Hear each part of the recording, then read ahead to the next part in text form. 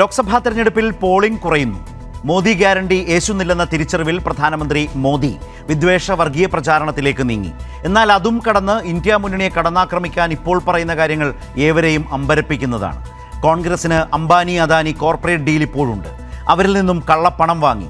ഇതാണ് മോദിയുടെ പുതിയ ഐറ്റം. കൈപ്പറ്റിയ പണത്തിൻ്റെ കണക്ക് തിരിച്ചു ചോദിച്ചു കോൺഗ്രസ്. സീറ്റുകൾ വൻതോതിൽ കൈവിടുമെന്ന ആശങ്കയിലാണ് BJP. മറുവശത്ത് സജീവ രാഷ്ട്രീയത്തിലേക്ക് കടക്കാൻ ഒരുങ്ങി നിൽക്കുകയാണ് പ്രിയങ്ക ഗാന്ധിയുടെ ഭർത്താവ് റോബർട്ട് വാദ്ര. രാജ്യസഭാ അംഗമായിട്ടാവും രാഷ്ട്രീയ രംഗത്തേക്ക് വരികയെന്നാണ് വാദ്ര തന്നെ പറയുന്നത്. ലോക്സഭാ തെരഞ്ഞെടുപ്പിൻ്റെ പശ്ചാത്തലത്തിൽ ഉയർന്നുവരുന്ന ഇത്തരം വാർത്തകളും നിലപാടുകളും വിഷയങ്ങളുമാണ് ഇന്നത്തെ ചർച്ചാ വിഷയം. ഇന്ന് പങ്കെടുക്കുന്നത് advocate K. Anilkumar, CPIM, advocate Senapathi Venu, Congress, advocate P. Krishnadas, BJP, TJ Sreelal, മാധ്യമപ്രവർത്തകൻ. ശ്രീ അനിൽകുമാർ, ഇപ്പോഴത്തെ മോദിയുടെ ഈ പ്രചാരണ രീതി ഓരോ ഘട്ടം കഴിയുന്തോറും പല രൂപത്തിലേക്ക് മാറുന്നുണ്ടല്ലോ. അത് ഏതൊക്കെ തരത്തിലുള്ള ഒരു സാഹചര്യത്തിൽ നിന്ന് രൂപപ്പെടുന്നതെന്നാണ് CPIM കരുതുന്നത്? അത് തെരഞ്ഞെടുപ്പിൻ്റെ ഓരോ ഘട്ടത്തെയും അതാത് പ്രദേശങ്ങൾ വോട്ടർമാരെ സ്വാധീനിക്കാവുന്നത്, BJP കാണുന്ന ഒരു 400-ലേക്ക് തന്നെ അവരുടെ സീറ്റുകളെ ഉറപ്പിച്ചു നിർത്താൻ വേണ്ടിയുള്ള ഒരു സംഘ്പരിവാർ തന്ത്രത്തിൻ്റെ ഭാഗമായിട്ടുള്ള ആത്മവിശ്വാസത്തിൽ നിന്നുയരുന്നതാണോ?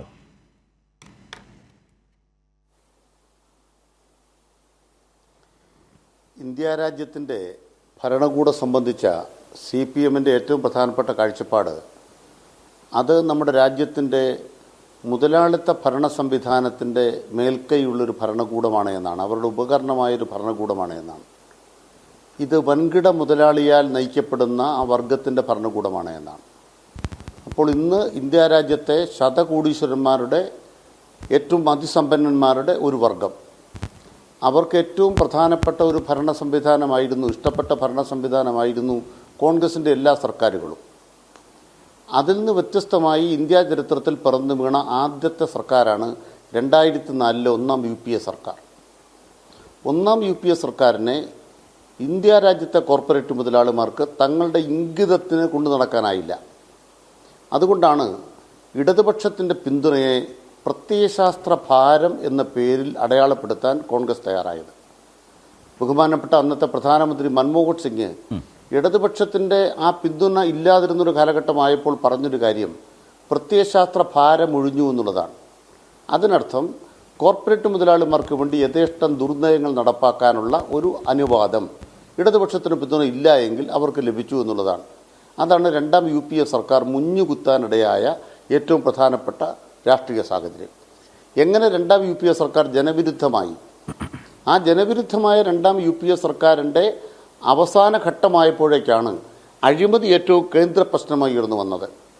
മാത്രമല്ല വൈബ്രൻ്റ് ഗുജറാത്ത് പോലുള്ള പ്രചരണ മാർഗങ്ങളിലൂടെ ഇന്ത്യ രാജ്യത്തിൻ്റെ മുതലാളി വർഗം തന്നെ ഒരു ബിംബനിർമ്മിതിയുടെ ഭാഗമായിട്ടാണ് പ്രധാനമന്ത്രിയായി നരേന്ദ്രമോദിയെ നിർണയിച്ച് കൊണ്ടുവരികയും അദാനിയുടെ വിമാനത്തിലാണ് പ്രധാനമന്ത്രി നരേന്ദ്രമോദി അന്ന് പ്രധാനമന്ത്രിയാകാൻ വേണ്ടി ഗുജറാത്തിൽ നിന്ന് ഡൽഹിയിലെത്തുകയും ചെയ്യുന്നുള്ളതാണ് ചരിത്രം. ഇവിടെ നാം പ്രധാനമായി ഓർക്കേണ്ട കാര്യം, ഇന്നലെ പ്രധാനമന്ത്രി ചോദിക്കുന്നത് അദാനിയും അംബാനിയും പണം നിങ്ങൾക്ക് എത്തിച്ചു തന്നത് ടാങ്കർ ലോറികളിലാണോ അല്ലെങ്കിൽ വലിയ ലോറികളിലാണോ എന്നുള്ളതാണ് ചോദ്യം. അങ്ങനെ ചോദിക്കുമ്പോൾ യഥാർത്ഥത്തിൽ ഇന്ത്യ രാജ്യ ചരിത്രത്തിൽ ഒരു കോർപ്പറേറ്റ് മുതലാളി വിമാനത്തിൽ വന്ന് പ്രധാനമന്ത്രി പദം ഏറ്റെടുത്ത ആദ്യത്തെ പ്രധാനമന്ത്രി നരേന്ദ്രമോദി ആയിരിക്കും. മാത്രമല്ല ഇതേ അദാനിക്ക് വേണ്ടിയാണ് ഹിൻഡൻബർഗ് റിപ്പോർട്ട് പുറത്തു വന്നതിനെ തുടർന്ന് ഇന്ത്യൻ പാർലമെൻറ്റിൻ്റെ ഒരു സമ്മേളനം അട്ടിമറിക്കപ്പെട്ടത്. നിങ്ങൾക്ക് ഇന്ത്യ രാജ്യത്തിൻ്റെ പാർലമെൻറ്റിൽ അദാനി എന്ന് പേര് പറയാൻ അവകാശമുണ്ടായിരുന്നില്ല. അദാനി എന്ന് പേര് പറയാതിരിക്കാൻ വേണ്ടി എന്തെല്ലാം തന്ത്രമാണ് സ്വീകരിച്ചത്? ആ അദാനി എന്നുള്ള പേര് മറ്റൊരു രീതിയിൽ അവതരിപ്പിച്ച MP-മാരെ പാർലമെൻറ്റിൽ നിന്ന് എങ്ങനെയാണ് പുറത്താക്കിയതെന്നും ആ കാലഘട്ടത്തിൽ നമ്മൾ കണ്ടതാണ്. ആ മോദിയാണ് ഇന്ന് വളരെ കൗതുകത്തോടുകൂടി അംബാനിയെയും അദാനിയെയും എതിർക്കുന്ന തരത്തിലേക്ക് ഒരു നിലപാട് സ്വീകരിക്കുന്നു. അവർ അസ്പർശ്യരാണ് എന്നൊരു നിലപാട് സ്വീകരിക്കുന്നു. പക്ഷെ ചോദ്യം ഇതാണ്, കോർപ്പറേറ്റ് കാലത്ത് ഇന്ത്യ രാജ്യത്തുണ്ടായിരുന്ന 33% കോർപ്പറേറ്റ് നികുതി നിങ്ങൾ 22% വെട്ടി കുറച്ചിട്ടുണ്ട്. 22% വെട്ടിക്കുറച്ചത് കോവിഡ് കാലം പറഞ്ഞിട്ടാണ്. ആ കോർപ്പറേറ്റ് നികുതി തിരിച്ച് 33 ആക്കുമോ?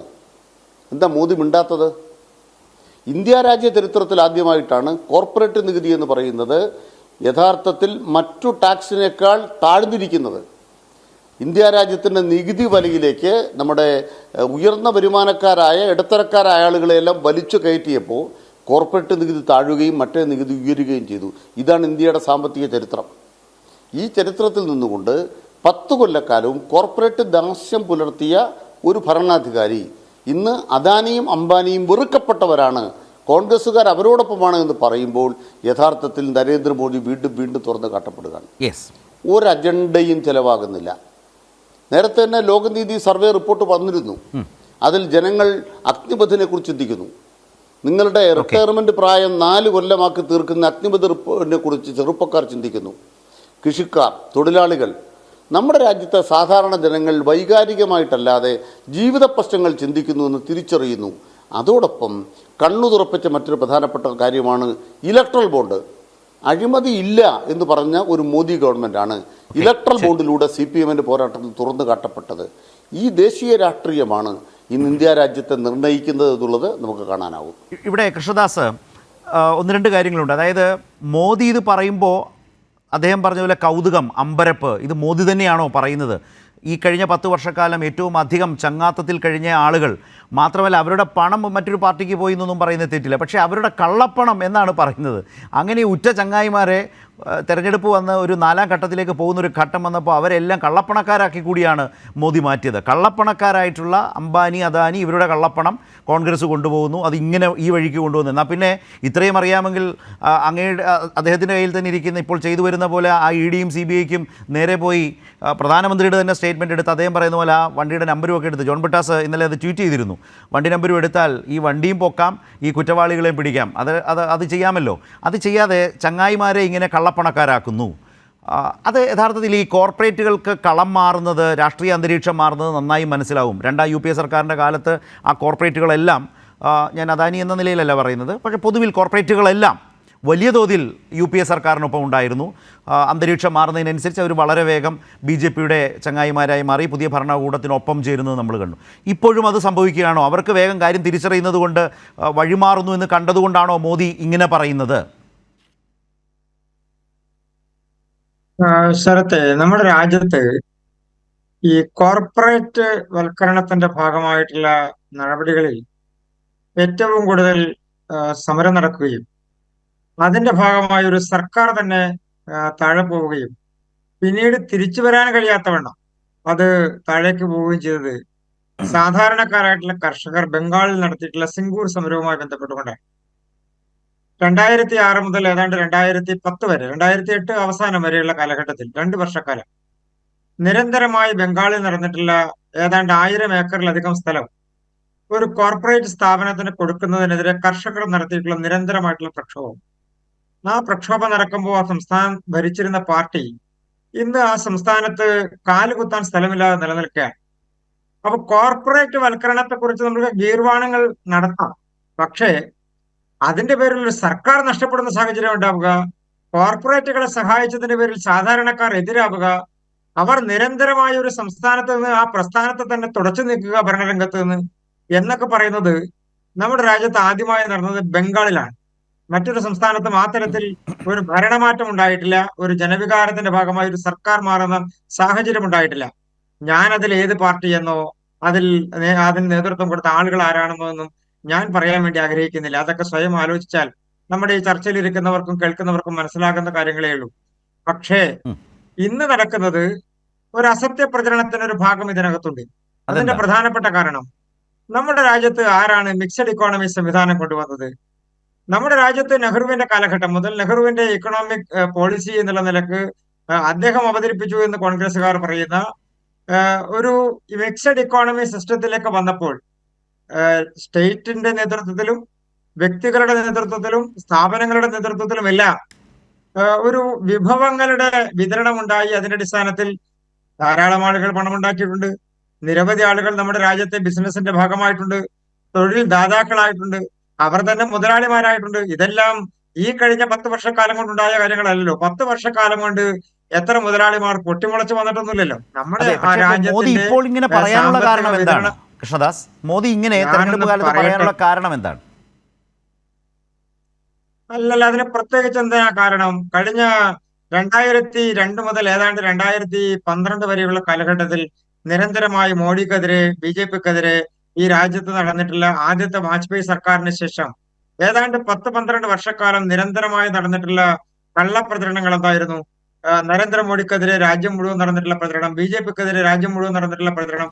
അപ്പൊ ഏതാണ്ട് 98-99 കാലഘട്ടം മുതൽ 2004 വരെയുള്ള കാലഘട്ടത്തിൽ ബി.ജെ.പിയുടെ നേതൃത്വത്തിലുള്ള ഒരു ഗവൺമെന്റ് രാജ്യത്ത് ഭരണം നടത്തിയതിനു ശേഷം നിരന്തരമായി 10 വർഷക്കാലം നടന്നത് ആ ഗവൺമെന്റിന് നടത്തിയിട്ടുള്ള നടപടികൾക്കെതിരെയും അതിന്റെ നേതൃത്വത്തിൽ ഇരിക്കുന്ന ആളുകൾക്കെതിരെയും നടന്നിട്ടുള്ള പ്രചരണമാണ്. അത് പല തരത്തിലാണ്, പല രീതിയിലാണ്, പല മുഖങ്ങളിലൂടെയാണ്, പല തലത്തിലാണ് അത് നടന്നിട്ടുള്ളത്. ആ സംവിധാനങ്ങളെ എല്ലാം മാറ്റിക്കൊണ്ടാണ് 2014 ബി.ജെ.പിയുടെ നേതൃത്വത്തിലുള്ള ഗവൺമെന്റ് വീണ്ടും അധികാരത്തിൽ വന്നത്.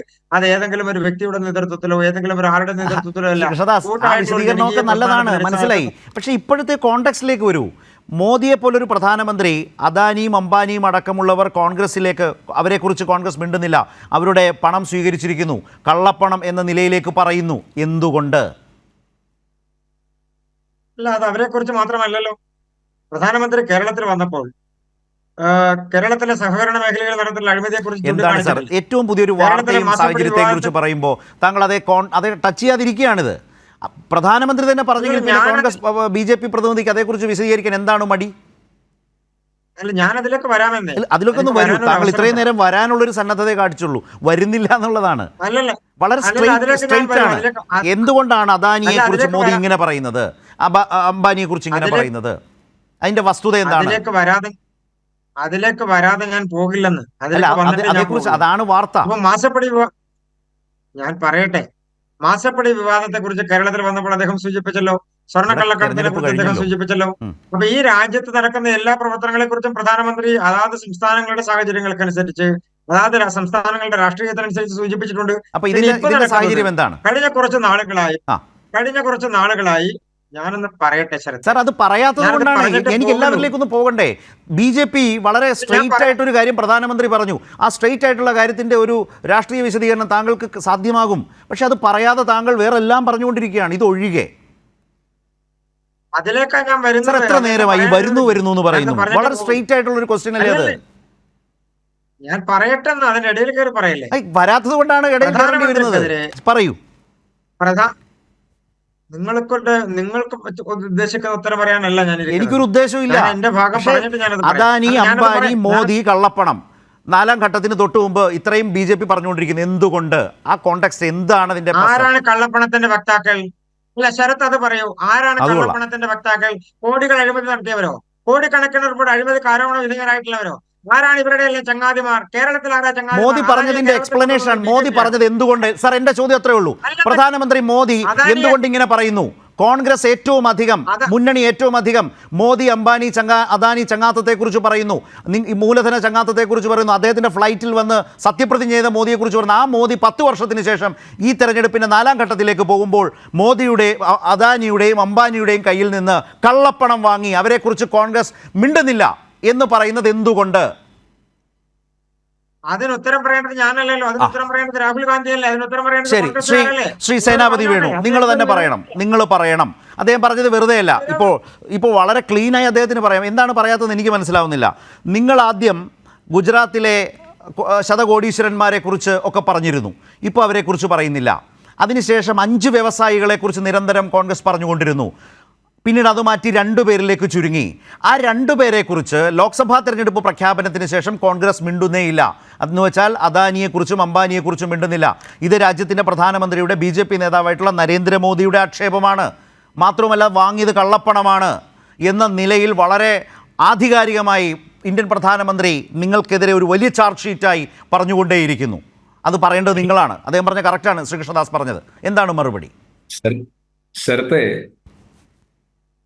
കഴിഞ്ഞ ജാനുവരി മാസം 22-ാം തീയതി പ്രാണപ്രതിഷ്ഠയൊക്കെ നടക്കുമ്പോൾ ബി.ജെ.പിക്കാർ വിചാരിച്ചത് അടുത്ത പാർലമെന്റ് തെരഞ്ഞെടുപ്പിൽ അനായാസം ഇന്ത്യയിൽ സീറ്റുകൾ ഇങ്ങനെ പോരുമെന്നാണ്. അതുകൊണ്ടാണല്ലോ ഒരു 400 പാർ കർണ 370, 370, 400 ഇതെല്ലാം അനായാസം ഇങ്ങ് പോരും എന്നാണ് ഇവർ വിചാരിച്ചത്. ഒന്നാമത്തെ ഫേസ് കഴിഞ്ഞു, രണ്ടാമത്തെ ഫേസ്, ഇന്ന് മൂന്നാമത്തെ ഫേസ് കഴിഞ്ഞ് 282 പാർലമെന്റ് മണ്ഡലങ്ങളിലെ തെരഞ്ഞെടുപ്പ് നടന്നു കഴിഞ്ഞപ്പോൾ ഇവർക്കൊരു യാഥാർത്ഥ്യം ബോധ്യമായി. ഇവരുദ്ദേശിക്കുന്ന മനസ്സല്ല ഇന്ത്യൻ ജനതയുടേത്. അവര് വലിയ മതേതരത്വ വിശ്വാസികളാണ്. ആ മതേതരത്വം അവർ കാത്തു സൂക്ഷിക്കുന്നു. അപ്പോ ഇവർക്ക് 400-ലും എത്താൻ പറ്റിയില്ല, 370-ലും എത്താൻ പറ്റത്തില്ല, കേവല ഭൂരിപക്ഷത്തിലേക്ക് പോലും പറ്റുന്നില്ല എന്നൊരു സാഹചര്യത്തിലേക്ക് വന്നു. അപ്പോൾ പിന്നെ തെരഞ്ഞെടുപ്പിന്റെ സ്ട്രാറ്റജി മാറ്റുകയാണ്. ഇതുവരെ മോദി പ്രസംഗിച്ചുകൊണ്ടിരുന്നത്, ഇപ്പോൾ തൃശ്ശൂരിൽ വന്നപ്പോഴൊക്കെ നമ്മളോട് പ്രസംഗിച്ചത് അദ്ദേഹത്തിന്റെ 3/4 മണിക്കൂർ നേരത്തെ പ്രസംഗത്തിൽ മോദി ഗ്യാരണ്ടി 18 പ്രാവശ്യം അദ്ദേഹം പറഞ്ഞു. ഇതങ്ങ് മാറിയിട്ട് കോൺഗ്രസ് പ്രതീക്ഷിച്ചിരുന്നത് കേരളത്തിൽ വന്ന് പറഞ്ഞത് നരേന്ദ്രമോദി രാജ്യം ഒട്ടാകെ പറയുന്നതാണോ? RSS നയിക്കുന്ന സംഘപരിവാറിൽ നിന്ന് കോൺഗ്രസ് പ്രതീക്ഷിച്ചത് അതാണോ? അത് മെല്ലെ മെല്ലെ മാറും. അറിയാത്തത് അല്ല, കേൾക്കൂ. അപ്പോ ചിത്രം മാറി. തെരഞ്ഞെടുപ്പ് അതിന്റെ 282, അതായത് ഏകദേശം ഒരു 55-60% സീറ്റുകളിലേക്കുള്ള തെരഞ്ഞെടുപ്പ് നടന്നപ്പോൾ ഈ വോട്ടിംഗ് റേറ്റിലുണ്ടായ അല്ലെങ്കിൽ ശതമാനത്തിലുണ്ടായ കുറവ്, ഇതൊക്കെ BJPയെ വല്ലാതെ അങ്കലാപ്പിലേക്ക് ആഴ്ത്തുകയാണ്. ആ അങ്കലാപ്പിന്റെ പ്രതിഫലനമാണ് ഇപ്പോ തെരഞ്ഞെടുപ്പിന്റെ ഒരു സ്ട്രാറ്റജി അവരങ്ങ് മാറ്റിക്കൊണ്ട്. ഞാൻ ശരത്തെ 47-ൽ രാജ്യം വിഭജിച്ചു. ഒന്നാമത്തെ തെരഞ്ഞെടുപ്പ് നടക്കുന്നത് 51 ഒക്ടോബറിൽ തെരഞ്ഞെടുപ്പ് ആരംഭിച്ചു. 52 ഫെബ്രുവരി 11-നാണ് ആ തെരഞ്ഞെടുപ്പ് പൂർത്തീകരിക്കുന്നത്. രാജ്യം വിഭജനത്തിന് ശേഷം നടന്ന തെരഞ്ഞെടുപ്പിൽ വർഗീയതയെ ഏറ്റവും അധികം പറഞ്ഞത് ഹിന്ദു മഹാസഭയാണ്. ആ ഹിന്ദു മഹാസഭയ്ക്ക് അന്ന് കിട്ടിയത് 3% വോട്ടും കേവലം 11 സീറ്റും. എന്ന് പറഞ്ഞാൽ 51-ലെ 52-ലെ തെരഞ്ഞെടുപ്പിൽ പോലും ഇന്ത്യൻ ജനത വർഗീയമായി ചിന്തിച്ചിട്ടില്ല എന്നുള്ളതാണ്. കഴിഞ്ഞ 75 കൊല്ലക്കാലം ഇന്ത്യയിലെ ഒരു തെരഞ്ഞെടുപ്പിലും ഹിന്ദു ഇവിടെ, മുസൽമാൻ അപ്പുറത്ത്, അതല്ല എങ്കിൽ ഭൂരിപക്ഷം ഇവിടെ, ന്യൂനപക്ഷം ഇവിടെ എന്ന ഒരു തെരഞ്ഞെടുപ്പ് സ്ട്രാറ്റജി ഇല്ലായിരുന്നു. ഇപ്പൊ ഏറ്റവും അവസാനം വന്ന് എന്താ പറഞ്ഞ സബ്കാ വികാസ്, ദേശ് കാ വികാസ്, ഇതൊക്കെ മാറ്റി മോദിയുടെ ഗ്യാരണ്ടി മാറ്റി. ഇന്നലെ മിനിഞ്ഞാന്നത്തെ അദ്ദേഹത്തിന്റെ ഒരു പ്രസംഗം കേട്ടാൽ അത് നമ്മളെയൊക്കെ അങ്ങ് ഭയപ്പെടുത്തുകയല്ലേ. കോൺഗ്രസ് ഇനി അധികാരത്തിൽ വന്നു കഴിഞ്ഞാൽ ക്രിക്കറ്റ് ടീമിലേക്ക് ജാതി നോക്കി ആളുകളെ തെരഞ്ഞെടുക്കും. ബാബറി രാമക്ഷേത്രത്തില് ബാബറി പൂട്ട്, ബാബറി താല. അതെ, ശ്രീ സേനാപതി, ഞാൻ കൃഷ്ണദാസിനോട് പറഞ്ഞതുപോലെ തന്നെ അത് ആ ദിവസങ്ങളിലൊക്കെ വലിയ ചർച്ചയായി തന്നെ പോയതാണ്. പക്ഷേ പ്രധാനമന്ത്രി അവിടെയും നിൽക്കാതെ അടുത്ത പടിയിലേക്ക് ചവിട്ടിയല്ലോ. ഞാൻ അങ്ങോട്ടാണ് വരുന്നത്. അപ്പോ അതിനുശേഷം ഞങ്ങൾ കഴിഞ്ഞ 10 കൊല്ലക്കാലം ഈ ഗവൺമെന്റിനെതിരെയുള്ള ഞങ്ങളുടെ ഏറ്റവും ശക്തമായ ആരോപണവും പാർലമെന്റിനകത്തും പുറത്തുമുള്ള ഞങ്ങളുടെ ആരോപണവും അത് ഈ അദാനി അംബാനി കൂട്ടുകെട്ട്. ആ കൂട്ടുകെട്ട് ചെറിയ കാര്യങ്ങളൊന്നുമല്ല. നമ്മുടെ രാജ്യത്തെ പ്രതിരോധ എന്താ പറഞ്ഞ കരാറുകൾ പോലും യാതൊരു പരിചയവുമില്ലാത്ത ഈ അംബാനിമാർക്ക് കൊടുക്കാനും അതോടൊപ്പം തന്നെ അദാനിമാരുടെ ഷെൽ കമ്പനികളിലേക്ക് 20,000 കോടിയുടെ നിക്ഷേപം നടത്തിയിട്ടുള്ളത് ആരാണെന്നും ഈ കാര്യങ്ങൾ ഇവർ തമ്മിലുള്ള ഈ ബന്ധത്തെക്കുറിച്ച് കഴിഞ്ഞ 10 കൊല്ലക്കാലം പാർലമെന്റിനകത്തും പുറത്തും ഏറ്റവും സജീവമായി പൊതുസമൂഹത്തോട് വലിയ ചർച്ചയായത്. ഈ തെരഞ്ഞെടുപ്പ് കാലത്ത് പ്രധാനമന്ത്രി മോദി ഇങ്ങനെ സംസാരിക്കുമ്പോൾ എന്താണ് കോൺഗ്രസിന്റെ മറുപടി? മറു ചോദ്യം എന്താണ്? അത് ഞങ്ങൾ വളരെ കൃത്യമായിട്ട് ഞങ്ങൾ പറയുന്നുണ്ടല്ലോ.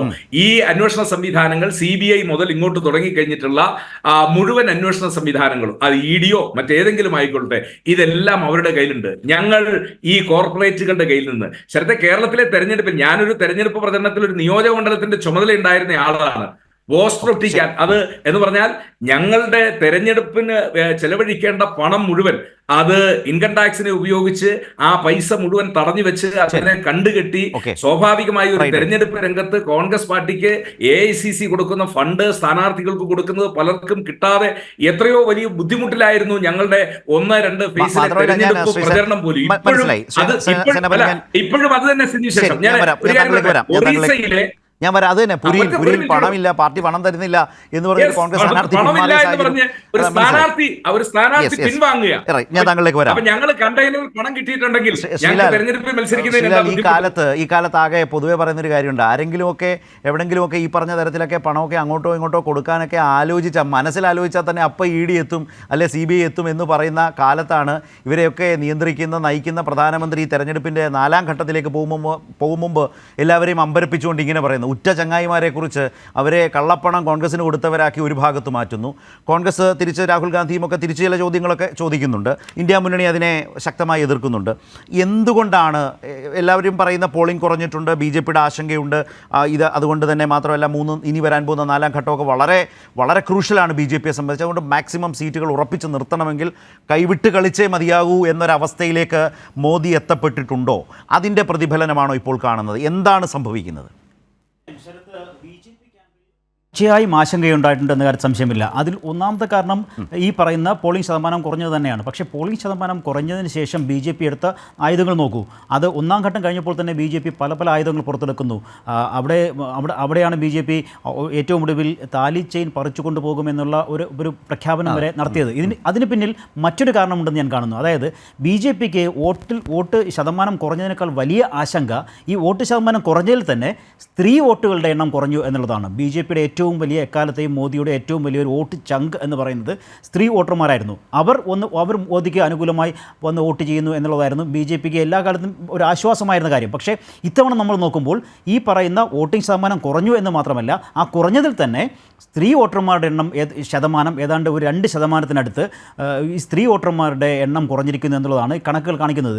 ഇതാണ് ബി ജെ പി ഏറ്റവും വലിയ ആശങ്കയിലാക്കിയിരിക്കുന്നത്. ബി ജെ പി തെരഞ്ഞെടുപ്പിന് മുമ്പ് വ്യക്തമായി നാരി ശക്തി, അതോടൊപ്പം തന്നെ ബേട്ടി പഠാവോ ബേട്ടി ബച്ചാവോ തുടങ്ങിയിട്ടുള്ള വലിയ മുദ്രാവാക്യങ്ങൾ കൊണ്ടുവന്നു. ബി ജെ പിക്ക് ആദ്യമേ തന്നെ അറിയാമായിരുന്നു ഈ പറയുന്ന രാമക്ഷേത്രത്തെക്കാൾ കൂടുതൽ ചിലവാകാൻ പോകുന്നത് ഇത്തരം ഒരു പ്രയോഗങ്ങളാണ് എന്നുള്ളത് കണ്ടു തന്നെയാണ് ബി ജെ പി ഇക്കാര്യങ്ങളെല്ലാം ചെയ്തത്. പക്ഷേ അതൊന്നും ഏശിയില്ല എന്നുള്ള പ്രതിസന്ധിയിലാണ് ബി ജെ പി ഇപ്പോൾ നിൽക്കുന്നത്. അവിടെയാണ് പ്രധാനമന്ത്രി നരേന്ദ്രമോദി. കാരണം ഈ തോൽവിയെല്ലാം തന്നെ, അല്ലെങ്കിൽ ഈ പറയുന്ന വീഴ്ചകളെല്ലാം തന്നെ നേരിട്ട് എത്തിപ്പെടുക അദ്ദേഹത്തിലാണ്. അദ്ദേഹം തന്നെയാണ് ഇപ്പോഴും ബി ജെ പിയുടെ പ്രധാന പ്രചാരകൻ എന്ന് പറയുന്നത്. അതുകൊണ്ട് തന്നെ ഈ 2014 മോദി വരുമ്പോൾ അദ്ദേഹം ഒരു കോൺഗ്രസിൻ്റെ ബദൽ എന്ന രീതിയിലായിരുന്നു മോദിയെ അവതരിപ്പിച്ചിരുന്നത്. അന്ന് മോദി കൊണ്ടുവന്ന പ്രയോഗങ്ങൾ അന്ന് മോദി ആയിരുന്നില്ല, പക്ഷേ മോദിയുടെ നയങ്ങൾ ആയിരുന്നു. അന്നാണ് ഈ സബ്കാ വികാസ്, സബ്കാ സാത്ത് സബ്കാ വികാസ് തുടങ്ങിയ വിഷയങ്ങൾ കൊണ്ടുവന്ന് മോദി ഒരു വലിയ പ്രചാരണം ഉണ്ടാക്കിയത്. 2019 മോദി ഒരു യുഗപുരുഷൻ, അല്ലെങ്കിൽ മോദി ഒരു അനിഷേധ്യ നേതാവ്, ശക്തനായ നേതാവ് എന്ന തലത്തിലേക്ക് ബി ജെ പി കാര്യങ്ങൾ മാറ്റിയിരുന്നു.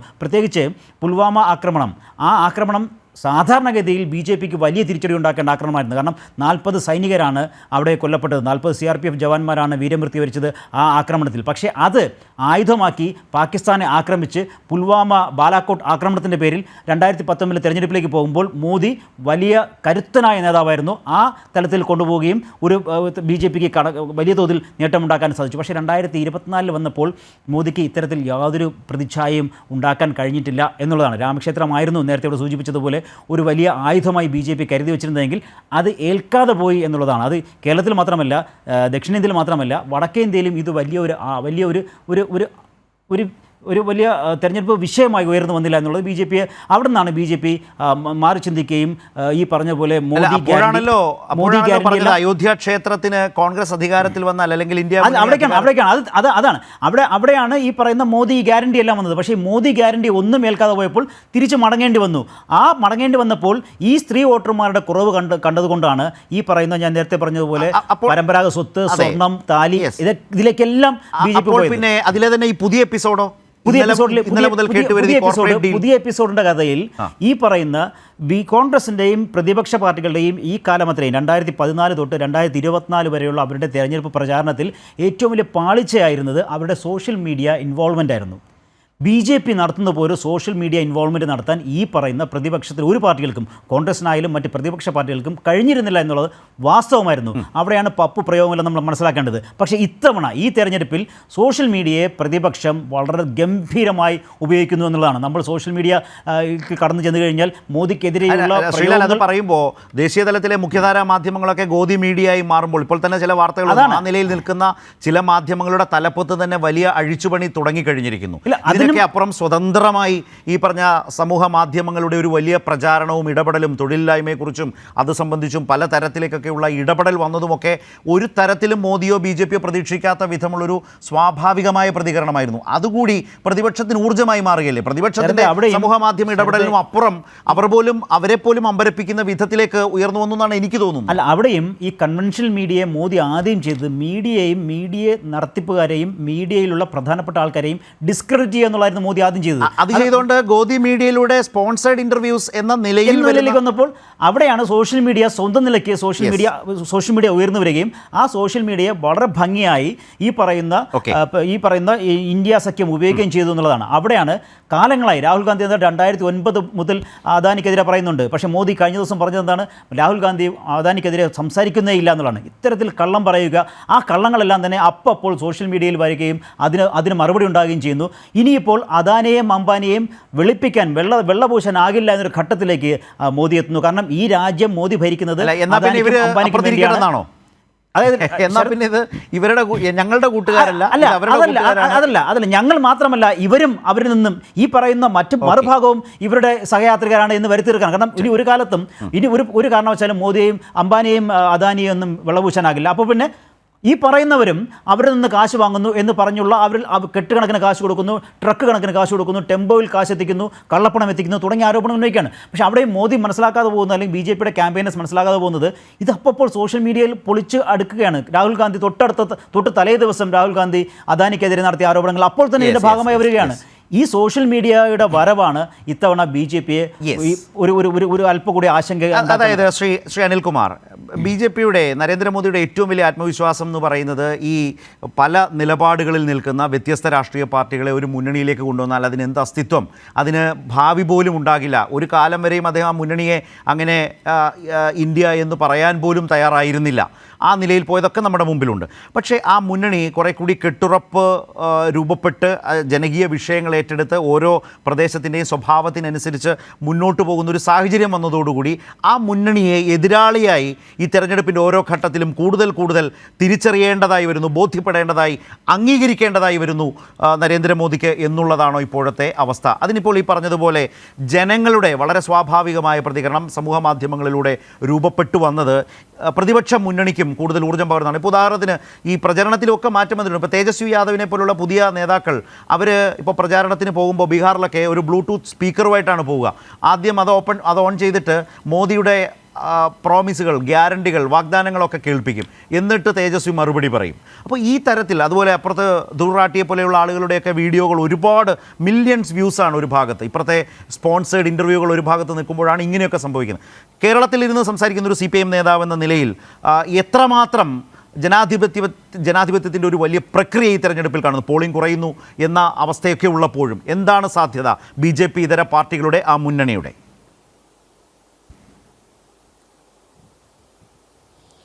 നമ്മുടെ ദേശീയ രാഷ്ട്രീയത്തെ ദിശയെ മാറ്റിമറിച്ചത് കർഷക സമരമാണെന്നാണ് പ്രാഥമികമായി പറയാൻ പറ്റുന്നത്. നിങ്ങളെല്ലാ പ്രതീക്ഷകളും അസ്തമിച്ചു എന്ന് കരുതിയപ്പോഴാണ് മഹാരാഷ്ട്രത്തിലെ ആ ലോങ് മാർച്ച് വരുന്നത്. അതിനുശേഷം നരേന്ദ്രമോദിക്ക് ഇന്ത്യ രാജ്യം കയ്യിൽ കിട്ടിയിട്ടില്ല. എത്രത്തോളം പരിശ്രമിച്ചിട്ടും പിടി തരാതെ കുതറിമാറി തലയുയർത്തി നിൽക്കുന്ന കർഷകനെയാണ് നമ്മുടെ രാജ്യം കാണുന്നത്. അത് പഞ്ചാബിൽ കണ്ടു, അത് ഹരിയാനയിൽ കണ്ടു. ഏറ്റവും അവസാനം കഴിഞ്ഞ 10 കൊല്ലക്കാലത്തിനിടയിൽ എത്രയോ കോൺഗ്രസ് ഗവൺമെൻറ്റുകളെ, പ്രതിപക്ഷ പാർട്ടി ഗവൺമെൻറ്റുകളെ തവിടുപൊടിയാക്കി കാലുമാറ്റം സംഘടിപ്പിച്ച BJPക്ക് ഈ തെരഞ്ഞെടുപ്പിൻ്റെ മൂർധന്യാവസ്ഥയിൽ ഒരു സർക്കാരിനെ നഷ്ടപ്പെടാൻ പോവുകയാണ്. അത് ഹരിയാനയിലാണ്. അതും സ്വതന്ത്രന്മാരായി നിൽക്കുന്ന 3 ആളുകളാണ് വലിയ തീരുമാനമെടുക്കുന്നത്. അതിന് ഏറ്റവും അടിസ്ഥാന പ്രശ്നം അവിടെ കത്തിജ്വലിച്ചുകൊണ്ടിരിക്കുന്ന അഗ്നിപർവ്വതം പോലെ നിറഞ്ഞു നിൽക്കുന്ന അവിടുത്തെ കർഷക രോഷം ഹരിയാനയുടെ രാഷ്ട്രീയ വ്യാകരണങ്ങളെ മാറ്റിമറിക്കുകയാണ്. അത് വരുന്ന നവംബർ മാസത്തിൽ നടക്കാൻ പോകുന്ന നിയമസഭാ തെരഞ്ഞെടുപ്പിൽ സംഭവിക്കേണ്ടിയിരുന്നത് നേരെ തന്നെ പൊട്ടി ലാവാപ്രവാഹം നരേന്ദ്രമോദി സർക്കാരിനെ ഭസ്മമാക്കുന്ന അവസ്ഥയിലേക്ക് പോയിരിക്കുന്നു. അത് ചെറിയൊരു നീക്കമല്ല.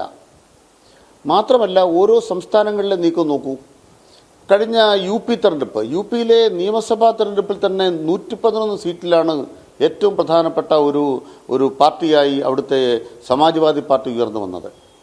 അപ്പോൾ BJPയുടെ സീറ്റുകൾ കുറഞ്ഞു. അവിടെ ട്രോജൻ കുതിരയായി മാറിയത് സമാജ്വാദി പാർട്ടിയാണ്, BSP ആണ്. ഇപ്പോൾ എന്ത് പറ്റി BSPക്ക്? വിശ്വാസ്യത തകർന്ന് BSPയും അതുപോലെ തന്നെ ഒവൈസിയുടെ ഒരു പാർട്ടിയുണ്ട്. വോട്ട് വിഭജിപ്പിക്കാൻ വേണ്ടി 5 പത്തികളെ പോലെ പ്രവർത്തിച്ച് 2019 മോദിയെ സഹായിച്ചവരാണ്. ഇപ്പോൾ അവർക്ക് സഹായിക്കാൻ പറ്റുന്നില്ല. അവരിൽ നിന്നും ആളുകൾ ഓടി ഒളിച്ചിരിക്കുന്നു. ഇതിൻ്റെ ഭാഗമായിട്ടോ സമാജ്വാദി പാർട്ടിയുടെ നേതൃത്വത്തിൽ അവിടെ നടക്കുന്ന പ്രതിരോധം ചെറിയ മാറ്റമല്ല ഉണ്ടാക്കിയിരിക്കുന്നതെന്ന് മാധ്യമങ്ങൾ റിപ്പോർട്ട് ചെയ്യുന്നുണ്ട്. പിന്നെ അഗ്നിവീർ പ്രധാനപ്പെട്ട കാര്യമാണ്. ചെറുപ്പക്കാർക്കിടയിൽ വലിയ രോഷമാണ്. നിങ്ങൾ പെൻഷൻ പ്രായം എന്ന് പറയുന്നത് 4 കൊല്ലമാക്കി മാറ്റുന്ന പദ്ധതിയാണ് അഗ്നിവീർ. അത് മഹത്തായ പദ്ധതിയല്ല. ചെറുപ്പക്കാരുടെ രോഷം പ്രത്യേകിച്ച് ഹരിയാനയിൽ അത് പ്രതിഫലിക്കുന്നുണ്ട്. മഹാവികാസ് അഘാടി എന്ന് പറയുന്നത് നമ്മൾ കാണുന്നത് മഹാരാഷ്ട്രത്തിലാണ്. അവിടെ സാമ്പ്രദായിക പാർട്ടികളെ പിളർത്താൻ വേണ്ടി ഉപയോഗിച്ച കുതന്ത്രങ്ങൾ, ആ കുതന്ത്രങ്ങൾ ഒരു മറാത്ത വികാരം ഉയർത്തിക്കൊണ്ട് മറാത്ത വികാരം കടന്നാക്രമണം നടത്തുമ്പോൾ നമ്മൾ മഹാരാഷ്ട്രയെ കണ്ടുകൊണ്ടിരിക്കുന്നത് മഹാവികാസ് അഘാഡിക്ക് അനുകൂലമായൊരു മാറ്റം വരുന്നതായിട്ടാണ്. കർണാടകത്തിലാണ് ഏറ്റവും നിർണായകമായൊരു കാര്യമുള്ളത്. കോൺഗ്രസ് പാർട്ടിക്ക് ഗവൺമെൻറ് ഉണ്ടായിട്ടും 2019 തെരഞ്ഞെടുപ്പിൽ തൂത്തുവാരാൻ കഴിഞ്ഞു കർണാടകം. പക്ഷെ ഇത്തവണ സാഹചര്യം അതല്ല. ഇപ്പോൾ പ്രജ്വൽ രേവണ്ണയുടെ കേസ് വന്നപ്പോൾ നരേന്ദ്രമോദി നേരിട്ട് പ്രതിയായ അവസ്ഥയിലേക്കാണ്. ഏറ്റവും ദുർബലമാകുന്നു കർണാടകം. ഇങ്ങനെ ഇന്ത്യയിലെ വിവിധ സംസ്ഥാനങ്ങളിൽ പോകുമ്പോൾ ഇന്ത്യ സഖ്യം ഒരു നിലപാട് സ്വീകരിക്കുന്നുണ്ട്. CPM തന്നെ മഹാരാഷ്ട്രത്തിൽ CPM മത്സരിക്കുന്ന ഏക സീറ്റ്, ആ ഏക സീറ്റിൽ 1.5 ലക്ഷം വോട്ട് കഴിഞ്ഞ തെരഞ്ഞെടുപ്പിൽ കിട്ടിയതാണ്. CPM ആണെങ്കിൽ 1 ലക്ഷം ആളുകളെ കാൽനടയായിട്ട് നടത്താൻ ശേഷിയുള്ള ഒരു കർഷക പ്രസ്ഥാനം സംഘടിപ്പിച്ചൊരു പാർട്ടിയാണ് മഹാരാഷ്ട്രത്തിൽ.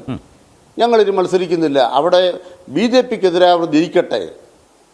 ഞാൻ മുമ്പേ പറഞ്ഞ പോലെ ഒരു ഓപ്പണിംഗ് ഉണ്ടാക്കിയ ലോങ് മാർച്ചിൻ്റെ മണ്ണിൽ നിന്നുകൊണ്ട് communist party of India Marxist പറയുകയാണ്, ഇന്ത്യ രാജ്യത്തിൻ്റെ അതിജീവനത്തിനും ഭരണഘടനയ്ക്കും വേണ്ടി ഞങ്ങൾ ഈ മത്സര രംഗത്ത് നിലനിൽക്കുകയല്ല, ഞങ്ങളുടെ ആളുകളെ കൂടി BJPക്കെതിരായിട്ട് ഒരുമിച്ച് വോട്ട് ചെയ്യുന്ന പാർട്ടി കോൺഗ്രസിൻ്റെ തീരുമാനം ഞങ്ങളിവിടെ നടപ്പാക്കുകയാണ്. ഇങ്ങനെ രാജ്യത്തിൻ്റെ നാനാ ഭാഗങ്ങളിൽ ആളുകൾ വൈകാരികമായിട്ട് തന്നെ BJPക്കെതിരെ നിൽക്കുന്നു. പ്രധാനപ്പെട്ട പ്രശ്നം എന്താ? നിങ്ങൾ വർഗീയതയുടെ വേലിയിറക്കമുണ്ടായാൽ സംഭവിക്കാൻ പോകുന്നത് കടുത്ത തിരിച്ചടി ഉണ്ടാകാൻ പോകുന്നത്. ആ വേലിയിറക്കം പലയിടത്തും പ്രത്യക്ഷമായിരിക്കുന്നു. ഇപ്പം ബംഗാൾ, നമ്മൾ കർഷൻ പ്രഭു ബംഗാൾ ഉപയോഗിച്ചു എന്ന് പറയുന്നു.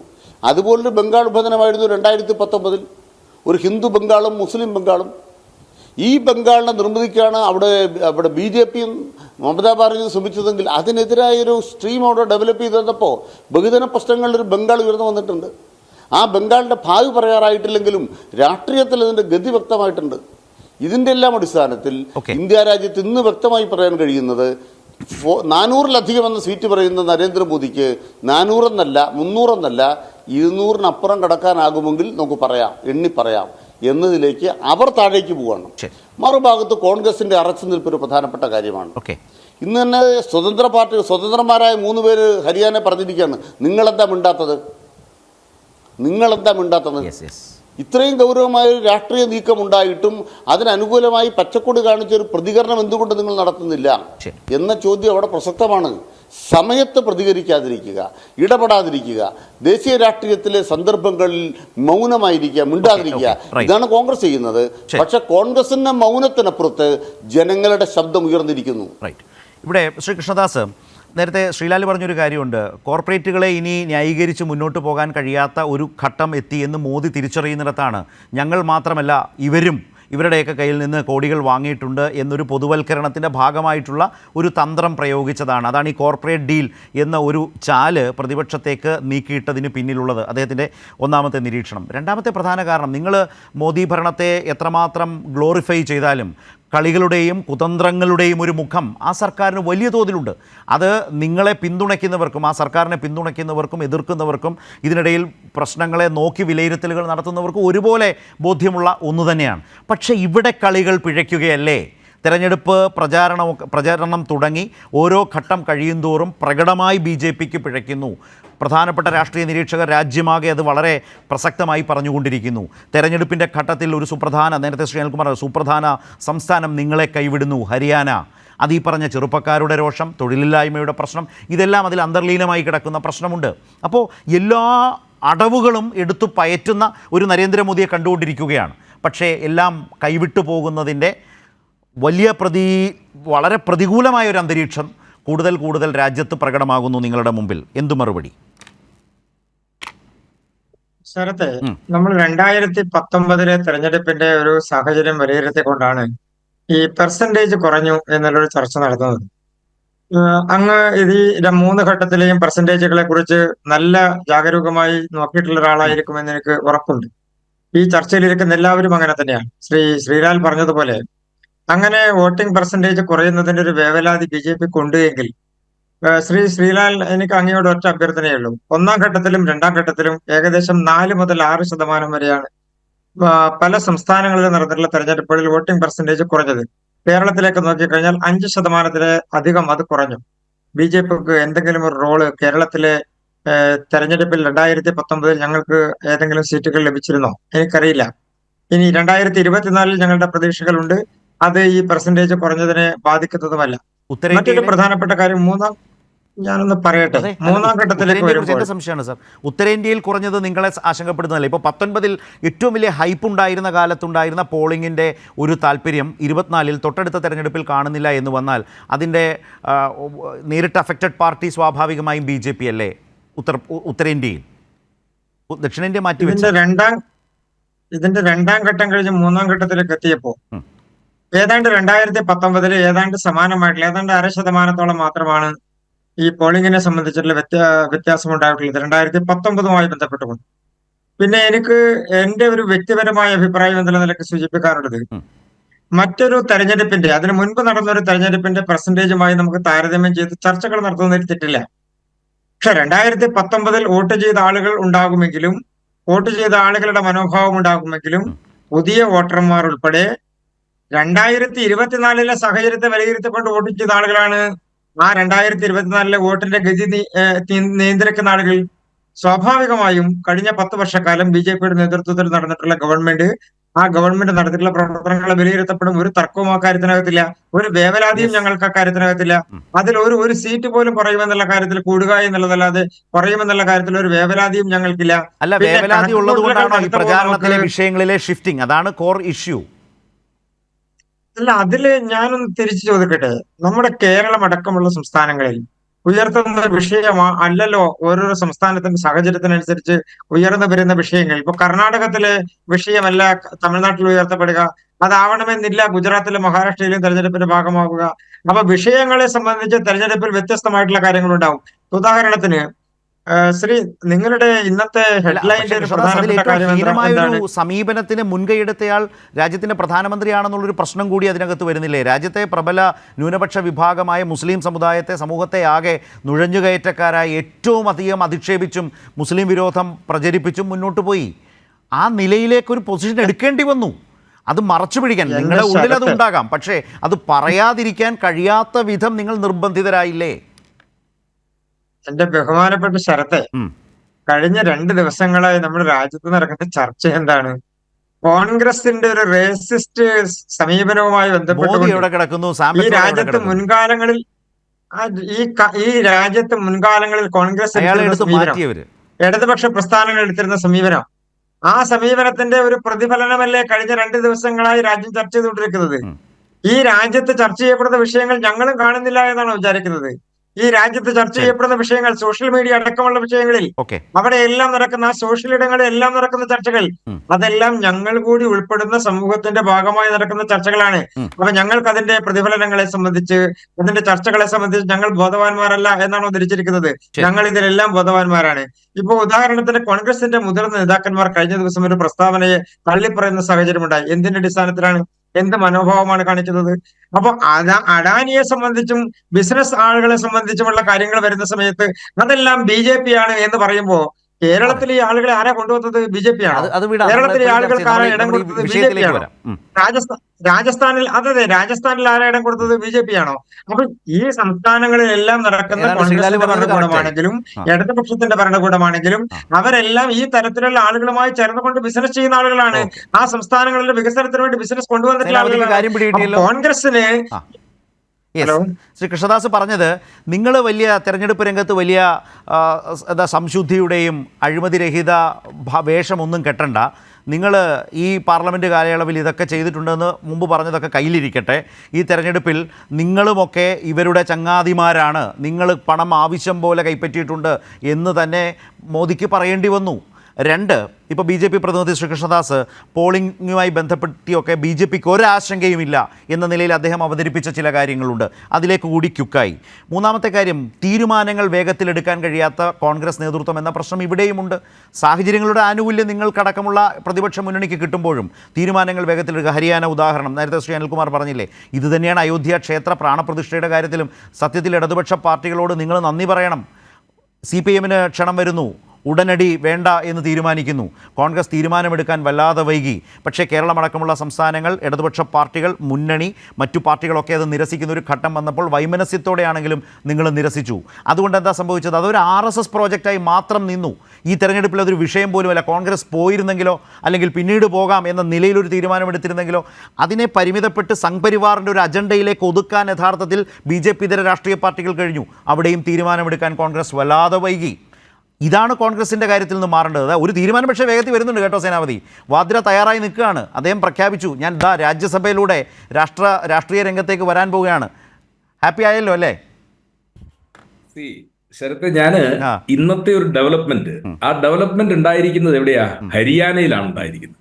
ഹരിയാനയിൽ ഇനിയും നവംബർ വരെ ഒരു ഗവൺമെന്റിന്റെ കാലാവധി നിൽക്കുന്നു. JJP പിന്തുണ പിൻവലിക്കുന്നു, സ്വതന്ത്രർ പിന്തുണ പിൻവലിക്കുന്നു.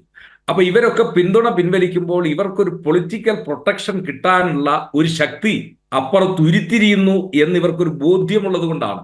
ഇല്ലെങ്കിൽ ഇവരാരും പുറത്തോട്ട് വരികയില്ല. ഇവർ പുറത്തോട്ട് വരാനുള്ള കാരണം വടക്കേ ഇന്ത്യയിൽ രാഷ്ട്രീയത്തെ നേരിട്ട് കാണുന്നവർ. കാരണം ആയാറാം ഗയാറാം എന്ന പദം 1977 ഉണ്ടായത് ഹരിയാനയിലാണ്. ഈ ലോക്ദൾ എന്ന് പറയുന്ന പഴയ നമ്മുടെ ചൗധരി ദേവിലാലിന്റെ പാർട്ടി, അതിന്റെ ഒരു പിന്തുടർച്ചക്കാരാണല്ലോ ഈ JJP എന്നൊക്കെ പറയുന്നവര്. അവരൊക്കെ ഡൽഹിയിലെ സംഭവ വികാസങ്ങളെ സസൂക്ഷ്മം വീക്ഷിക്കുന്ന ആളുകൾ. അവർക്ക് ബോധ്യപ്പെടുന്നു 2024 ഇന്ത്യയുടെ രാഷ്ട്രീയ ചിത്രം സമ്പൂർണമായി മാറാൻ പോകുന്നു. ആ മാറാൻ പോകുന്ന രാഷ്ട്രീയ ചിത്രത്തിൽ അത് കോൺഗ്രസ് മുന്നിൽ നിന്നുകൊണ്ട് ഇന്ത്യ മുന്നണിയിലേക്ക് ഇന്ത്യൻ രാഷ്ട്രീയം തിരിയുന്നു എന്ന് അവർക്ക് ബോധ്യപ്പെട്ടത് കൊണ്ടാണ്. അതല്ല എങ്കിൽ നാളെ അവർക്കറിയാം ED-യും ഇൻകം ടാക്സും ഒക്കെ അവരുടെ വീട്ടിൽ വന്ന് അവരെയൊക്കെ പൊക്കുന്ന സാഹചര്യം ഉണ്ടാകും. അപ്പോൾ ഇന്ത്യൻ രാഷ്ട്രീയം അത് നരേന്ദ്രമോദിയുടെ പിടിയിൽ നിന്ന് അത് വളരെ പെട്ടെന്ന് തന്നെ മാറുന്നു എന്നുള്ളതിന്റെ സൂചനയാണ്. ജാട്ടുകൾക്ക് പ്രാമുഖ്യമുള്ള, അതല്ലെങ്കിൽ BJP-യോട് കഴിഞ്ഞ 10 കൊല്ലമായി വളരെ ആഭിമുഖ്യം കാണിച്ച 10 പാർലമെന്റ് മണ്ഡലത്തിൽ ഒന്നുപോലും കോൺഗ്രസിന് ഇല്ലാതെ ഇരുന്ന ആ ഹരിയാനയിൽ പെട്ടെന്നുണ്ടായിരിക്കുന്ന ഈ രാഷ്ട്രീയ മാറ്റം അത് സ്വതന്ത്രരിലൂടെയാണ് തുടങ്ങിയിരിക്കുന്നത്, JJP-യിലൂടെയാണ് തുടങ്ങിയിരിക്കുന്നത്. കോൺഗ്രസ് ഇപ്പോൾ അവിടെ എടുത്ത തീരുമാനം എന്താ? ഞങ്ങളിപ്പോ ഒരു അവിശ്വാസത്തിലേക്ക് പോകുന്നില്ല. കാരണം അവിശ്വാസത്തിനൊക്കെ നോട്ടീസ് കൊടുത്താൽ അവിടെ തീരുമാനമെടുക്കേണ്ടത് സ്പീക്കറാണ്. ഞങ്ങൾ കാത്തിരിക്കാൻ തയ്യാറാണ്. ഹരിയാനയിൽ ഇപ്പോൾ ഉണ്ടായിരിക്കുന്ന രാഷ്ട്രീയ മാറ്റമെന്ന് പറയുന്നത് ഇന്ത്യയിൽ വരാൻ പോകുന്ന രാഷ്ട്രീയ കൊടുങ്കാറ്റിന്റെ തുടക്കമാണ്. അല്ല, അത് ശരിയായ ഒരു രാഷ്ട്രീയമാണോ? കാരണം വളരെ ശക്തമായി ഒരേ നിലപാടിലേക്ക് പ്രതിപക്ഷം പോകേണ്ട ഇടത്ത് കോൺഗ്രസ് അതിന് തയ്യാറാകാതെ വൈമനസ്യം കാട്ടുന്നത് എന്തുകൊണ്ടാണെന്നുള്ളൊരു പ്രശ്നം അപ്പോഴും ഇല്ലേ? എങ്ങനെയാണ് പിന്നെ ആ സ്വതന്ത്ര അംഗങ്ങൾക്ക് എങ്ങനെയാണ് ഒരു നിലപാട് കർശനമായി? കാരണം ഇപ്പുറത്ത് പിന്തുണയ്ക്കാൻ ആളില്ല, ആടിക്കളിക്കുകയാണ് പഴയതുപോലെ. ഇല്ല, ഞാൻ പറയട്ടെ, ഇനി ഒരു അവിശ്വാസം, നല്ല അവസരമല്ലേ ഇത്? ലോക്സഭാ തെരഞ്ഞെടുപ്പിന്റെ സമയമാണ്. അതുകൊണ്ട് തന്നെ വലിയ ഓപ്പറേഷൻസിനൊന്നും BJP-ക്ക് സ്കോപ്പില്ല. റിസൾട്ട് ഉണ്ടാക്കി കൊടുത്താൽ കോൺഗ്രസ് അടക്കമുള്ള പ്രതിപക്ഷ പാർട്ടികളിൽ വിശ്വാസം കൂടും. താങ്കൾ പറഞ്ഞ വാദം തന്നെ ഞാൻ എടുക്കുകയാണ്. അവിശ്വാസത്തിലേക്കോ അവിശ്വാസത്തിന്റെ ചർച്ചയിലേക്കോ പോകാനുള്ള സമയമില്ല. ഞാൻ വേറൊരു കാര്യം കൂടി ശരത്തിനെ ഓർമ്മപ്പെടുത്താൻ ആഗ്രഹിക്കുന്നു. ശ്രീലാൽ എന്തോ ഒന്ന് ഇടപെട്ടു. ശ്രീലാൽ പറയും. അവിശ്വാസം കൊണ്ടുവരാൻ സാധിക്കില്ല. കാരണം 6 മാസം കഴിഞ്ഞാൽ മാത്രമേ അവിശ്വാസ പ്രമേയം കൊണ്ടുവരാൻ പറ്റൂ.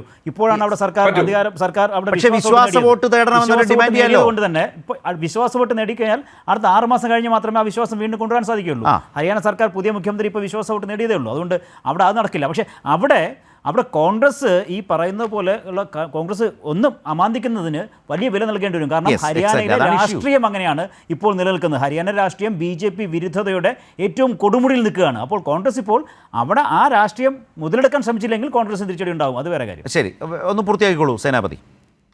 അല്ല, ഇതിനിടയിൽ വേറൊരു കാര്യം കൂടെ, അപ്പൊ നമ്മൾ ജനാധിപത്യത്തിൽ ചർച്ച ചെയ്യേണ്ട ഒരു കാര്യമാണ്. ഇന്നലെ കേന്ദ്ര തെരഞ്ഞെടുപ്പ് കമ്മീഷൻ മുമ്പാകെ BJP-യുടെ ഒരു അഭിഭാഷക സംഘടനയുടെ ഒരു പ്രതിനിധി ഒരു പരാതി കൊടുത്തിരിക്കുകയാണ്. പരാതിയിൽ പറഞ്ഞിരിക്കുന്നത് കോൺഗ്രസിന്റെ കൈപ്പത്തി ചിഹ്നത്തെ മരവിപ്പിക്കണം എന്നുള്ളതാണ്.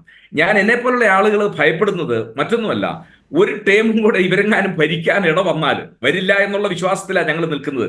ഈ തെരഞ്ഞെടുപ്പ് കമ്മീഷൻ കോൺഗ്രസിന്റെ കൈപ്പത്തി ചിഹ്നം അത് പാകിസ്ഥാൻ തെഹരി ഇൻസാഫ് എന്ന് പറയുന്ന ഇമ്രാൻഖാന്റെ പാർട്ടിയാണ് അവിടെ തെരഞ്ഞെടുപ്പിൽ ജയിച്ച് അധികാരത്തിൽ വരേണ്ടത്. അവിടുത്തെ ഇലക്ഷൻ കമ്മീഷൻ ആ പാർട്ടിയുടെ അംഗീകാരം റദ്ദാക്കി അവരുടെ ചിഹ്നവും കൊടുക്കാത്ത സ്ഥിതിവിശേഷം.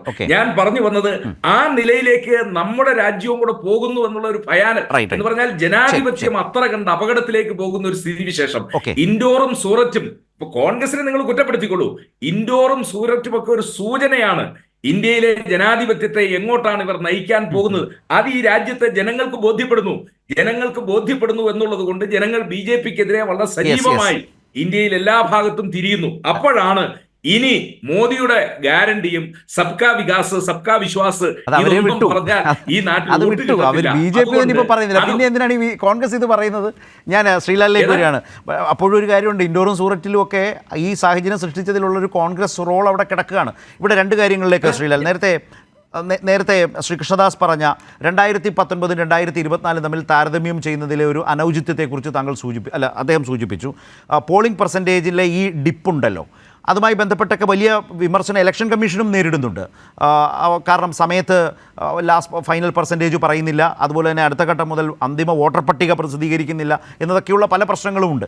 ഇപ്പോൾ ഇതെല്ലാം നിൽക്കുമ്പോഴും പോളിംഗ് പെർസെൻറ്റേജിൽ കാണുന്ന ഈ പ്രശ്നം, ഈ ഒരു മാറ്റം BJPയെ അത് ബാധിക്കുമെന്ന് വളരെ കാര്യമായി ആളുകൾ വിചാരിക്കുന്നത് എന്തുകൊണ്ടാണ്? അതിലൊരു സ്ട്രൈക്കിംഗ് ആയി താങ്കൾക്ക് ഈ 3 ഘട്ടത്തിലും തോന്നിയത് എവിടെയാണ്? ഒപ്പം വാദ്രയുടെ മനസ്സും. ശരത്തെ, അങ്ങനെ വിശ്വസിക്കുന്ന ഒരു ആൾ കൂടിയാണ് ഞാനും. അങ്ങനെ വിശ്വസിക്കുന്ന ഒരാളാണ്. കാരണം അതായത് ഈ പോളിംഗ് പെർസെൻറ്റേജ് കുറയുന്നത് BJPയെ ബാധിക്കുമെന്ന് വിശ്വസിക്കുന്ന ഒരാളാണ് ഞാൻ. കാരണം ഞാൻ അതിനൊരു സയൻസ് കൂടിയുണ്ട്, അതിൻ്റെ മാത്തമെറ്റിക്കൽ ഒരു സൈഡ് കൂടിയുണ്ട്. അതായത് ഏത് തെരഞ്ഞെടുപ്പിലും ഒരു 5-6% വോട്ട് കുറഞ്ഞു കഴിഞ്ഞാൽ അത് സൂചിപ്പിക്കുന്നത് ആ സംവിധാനത്തിൽ, ആ തെരഞ്ഞെടുപ്പ് പ്രക്രിയയിൽ ജനങ്ങൾക്ക് വിശ്വാസം നഷ്ടപ്പെടുന്നു എന്നുള്ളതാണ്. അതായത് ഇവിടെ ഇപ്പോൾ 3 ഘട്ടം കഴിഞ്ഞപ്പോൾ തന്നെ ഏതാണ്ട് 6% വോട്ടാണ് മൊത്തത്തിൽ കുറഞ്ഞിരിക്കുന്നത്. അപ്പോൾ ഈ തെരഞ്ഞെടുപ്പ് സംവിധാനത്തോട് ആൾക്കാർക്ക് വിശ്വാസ്യത കുറയുന്നു എന്നുള്ളത് കൊണ്ടാണ് ആൾക്കാർ വരാതിരുന്നതാണ് ഒരു ശാസ്ത്രീയമായ ഇതുവരെയും നമ്മൾ തെരഞ്ഞെടുപ്പുകൾ അവലോകനം ചെയ്യുമ്പോൾ കണ്ടിട്ടുള്ളത്.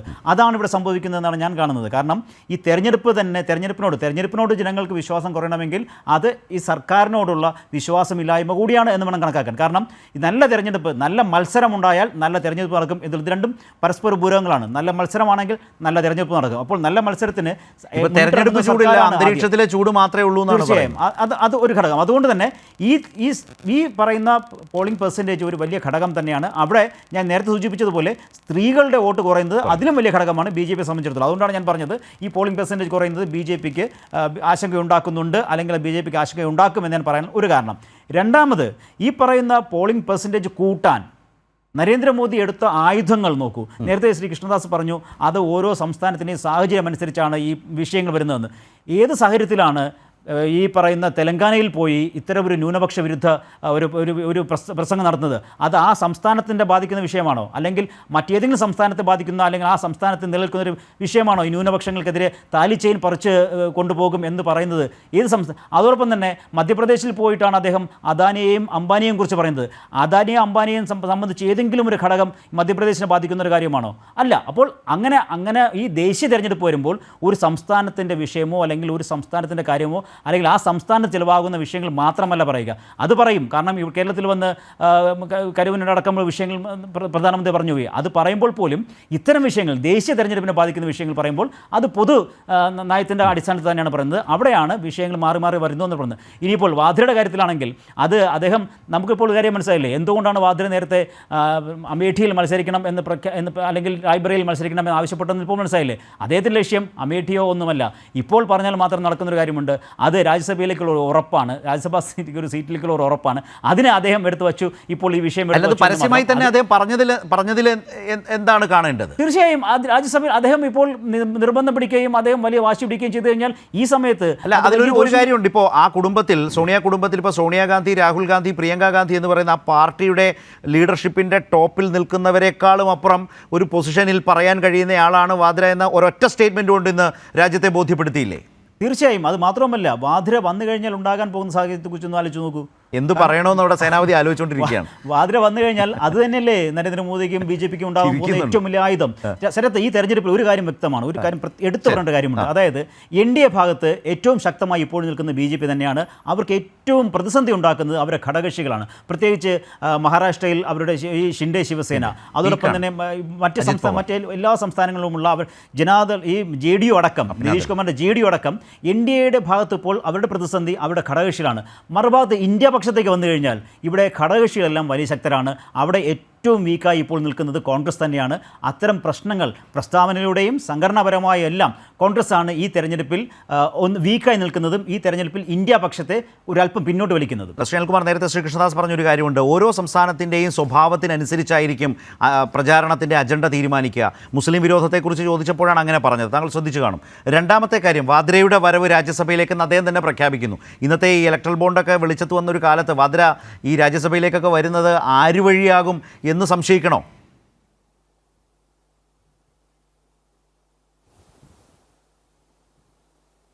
റൈറ്റ്, ശ്രീ അനിൽകുമാറിലേക്ക് ഞാൻ വരാം. ശ്രീ കൃഷ്ണദാസ്, ഒരു കാര്യം വ്യക്തമാണ്, ഉത്തരേന്ത്യയിൽ ഒരു ഭരണവിരുദ്ധ വികാരത്തിൻ്റെ അല്ലെങ്കിൽ ഭരണവിരുദ്ധ വികാരത്തിൻ്റെ ബോധ്യത്തിൻ്റെ ചൂട് BJP അറിയുന്നുണ്ട് എന്ന പ്രശ്നം BJP ഈ തെരഞ്ഞെടുപ്പിൻ്റെ ഓരോ ഘട്ടത്തിലും നേരിട്ടുകൊണ്ടേയിരിക്കുകയാണ്.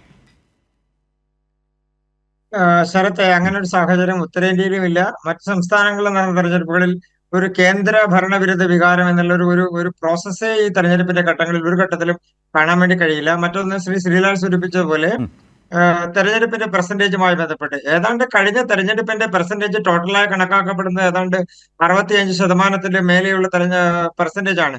അത് എല്ലാ ഘട്ടങ്ങളും കഴിഞ്ഞ സമയത്താണ്. മറ്റൊന്ന്, നമ്മുടെ തെരഞ്ഞെടുപ്പുകളിൽ 2014-ലും 2019-ലാണ് ഏതാണ്ട് 64-65% നമ്മുടെ ടോട്ടൽ പെർസെന്റേജ് ദേശീയ തലത്തിലെത്തിയത്. അപ്പോൾ രണ്ട് സമയത്തും BJP ആണ് വലിയ ഭൂരിപക്ഷത്തിൽ വിജയിച്ചത്. ഈ തെരഞ്ഞെടുപ്പിന്റെ മൂന്നാം ഘട്ടം ആകുമ്പോഴത്തേക്കും ഏതാണ്ട് 65% എത്തി നമ്മുടെ പോളിംഗ്. ഇനി ആദ്യത്തെ രണ്ട് ഘട്ടത്തിൽ നടന്നതിന് മറ്റു ഘട്ടങ്ങൾ കഴിയുമ്പോൾ ഉണ്ടാകുന്ന വ്യത്യാസം കൂടി കണക്കാക്കി കഴിഞ്ഞാൽ ഒരു പക്ഷേ നല്ല പെർസെന്റേജ് വോട്ടിംഗ് നടക്കാൻ സാധ്യതയുള്ള ഒരു തെരഞ്ഞെടുപ്പാണ് ഇനി വരാൻ പോകുന്നത്, അത് പൂർത്തിയാകുന്ന സമയത്ത്. അങ്ങനെ വരുമ്പോൾ BJPക്ക് ഒരു ആശങ്കയ്ക്കും ഇടമില്ല.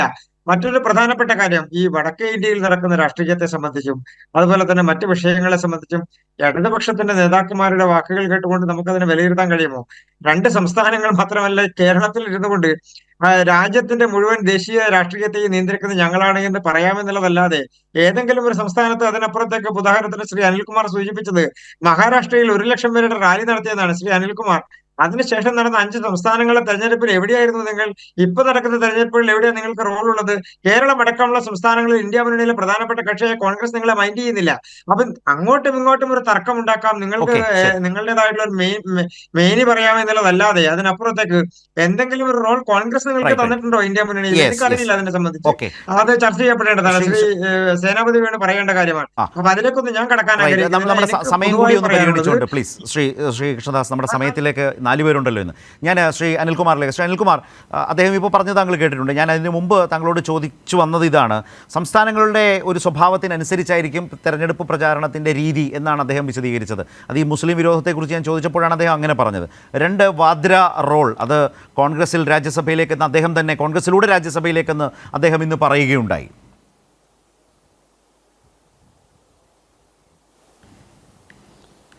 നരേന്ദ്രമോദി തെരഞ്ഞെടുപ്പിനെ എങ്ങനെ കൊണ്ടുപോകുന്നുള്ളത് നമ്മൾ 2 ഘട്ടത്തിൽ കണ്ടിട്ടുണ്ട്.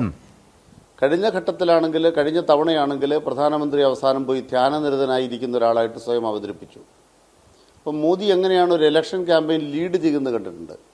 ആ ലീഡ് ചെയ്ത നരേന്ദ്രമോദിക്ക് അങ്ങനെ പോകാൻ കഴിയാത്ത വിധം ഇന്ത്യ രാജ്യത്ത് വ്യത്യസ്ത സംസ്ഥാനങ്ങളിൽ ഓരോ ദിവസവും മാറ്റി മാറ്റി പറയേണ്ടി വന്നിരിക്കുകയാണ്. ഫോക്കസ് നഷ്ടപ്പെട്ടിരിക്കുന്നു. ഒരു ദിവസം വർഗീയത പറഞ്ഞ ആൾക്ക് ഇന്ന് കള്ളപ്പണത്തെക്കുറിച്ച് പറയേണ്ടി വന്നിരിക്കുന്നു. വർഗീയത പറഞ്ഞ ആൾ കള്ളപ്പണത്തിലേക്ക് പോകുമ്പോൾ ഫോക്കസ് പോയി. എന്താ ഈ ഫോക്കസ് പോകാൻ കാരണം? ഇന്ത്യ രാജ്യത്തിൻ്റെ വൈവിധ്യം എന്ന് പറയുന്നത് ഒരു RSSനും ഒരു BJPക്കും നമ്മുടെ രാജ്യത്തെ കീഴടക്കാൻ കഴിയാത്ത വൈവിധ്യമാണ്. അത് BJPയുടെ പ്രത്യയശാസ്ത്രത്തിന് മുന്നിലുള്ള ചോദ്യം കൂടിയാണ്. നിങ്ങളുടെ ഏകശിലാ ഘടനയായൊരു പൊളിറ്റിക്സും അതാവശ്യമായിട്ടൊരു പൊതുമണ്ഡലവും അതാവശ്യമായിട്ടുള്ളൊരു രാഷ്ട്രീയ മണ്ഡലവും ഒരു പൗരമണ്ഡലത്തെയും സൃഷ്ടിക്കാൻ ശ്രമിക്കുമ്പോൾ അതിവിടെ സാധ്യമല്ല എന്ന് ഈ തെരഞ്ഞെടുപ്പ് കൊണ്ട് മോദിയെ ബോധ്യപ്പെടുത്തുകയാണ്. കാരണം ഇന്ത്യ മുഴുവൻ BJPക്ക് ഒരു ആഖ്യാനമില്ല.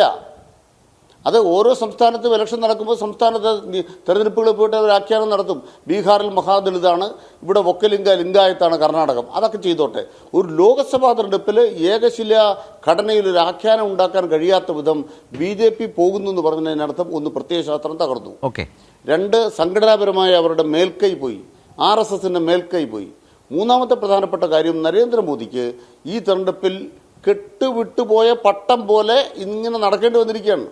അതാണ് ഓരോ ദിവസവും ഓരോന്ന് പറയുകയാണ്. ഇത് പിച്ചും പേയും പറയുകയാണോ? ബാബറി പൂട്ടെന്ന് പറയുക. അതുപോലെ തന്നെ കള്ളപ്പണം, ആ കള്ളപ്പണം കൊണ്ടുപോയത് ആരാണ്? ഇന്ത്യ രാജ്യത്ത് കള്ളപ്പണം കൈകാര്യം ചെയ്തവരാണ് ഹിൻഡൻബർഗിലൂടെ ചൂണ്ടിക്കാണിക്കപ്പെട്ട അദാനി. ആ അദാനിക്ക് വേണ്ടി ഒരു പാർലമെന്റ് സമ്മേളനം സ്തംഭിപ്പിച്ച നരേന്ദ്രമോദിയാണ്. അദാനി കള്ളപ്പണം കൊണ്ടുപോയെങ്കിൽ അദാനിയെ പിടിക്കണേ. നിങ്ങൾ വിമാനത്തെ കൊണ്ടുപോയി അദാനിയെ പിടിക്കാനേ. മറുഭാഗത്ത് കോൺഗ്രസിന്റെ പ്രശ്നം എന്താണ്?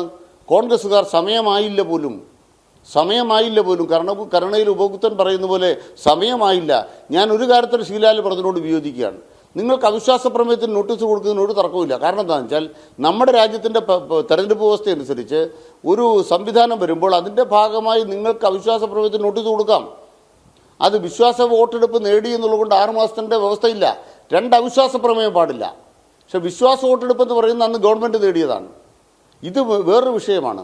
അതുകൊണ്ട് ഈ വിഷയം നിങ്ങൾ മുന്നോട്ട് പോകൂ. കോൺഗ്രസ് മുന്നോട്ട് പോകുന്ന രാഷ്ട്രീയ പ്രക്രിയയുടെ ഭാഗമാണ്.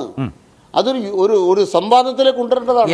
അങ്ങനെ ആടി ഇളകി നിൽക്കുന്ന ആ തെലങ്കാന അവിടുത്തെ ഹരിയാന ഗവൺമെന്റിനെ അവതരിപ്പിക്കണ്ടേ? അതിന് കോൺഗ്രസ് അറച്ചു നിൽക്കുന്നു എന്ന് പറയുന്നതാണ് പ്രശ്നം.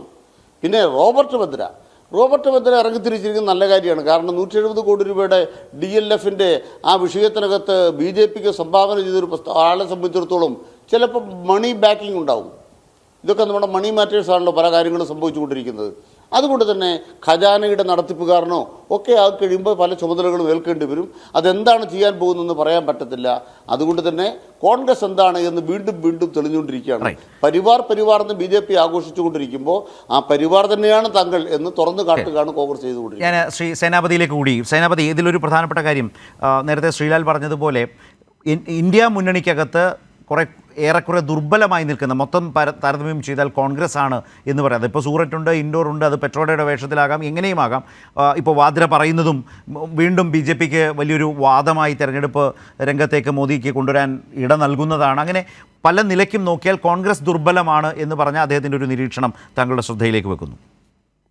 ഇല്ല, അങ്ങനെ അത് ശ്രീലാലിന്റെ വ്യക്തിപരമായ ഒരു നിരീക്ഷണം, അദ്ദേഹം നിരീക്ഷിക്കട്ടെ. ഇപ്പൊ നമ്മൾ ഏറ്റവും അവസാനം കാണുന്നത് മഹാരാഷ്ട്രയിൽ ശരത് പവാറിന്റെ നേതൃത്വത്തിലുള്ള NCP ശരത്ചന്ദ്ര പവാർ വിഭാഗം കോൺഗ്രസിൽ ലയിക്കാനുള്ള തീരുമാനത്തിലേക്ക് വന്നിരിക്കുകയാണ്.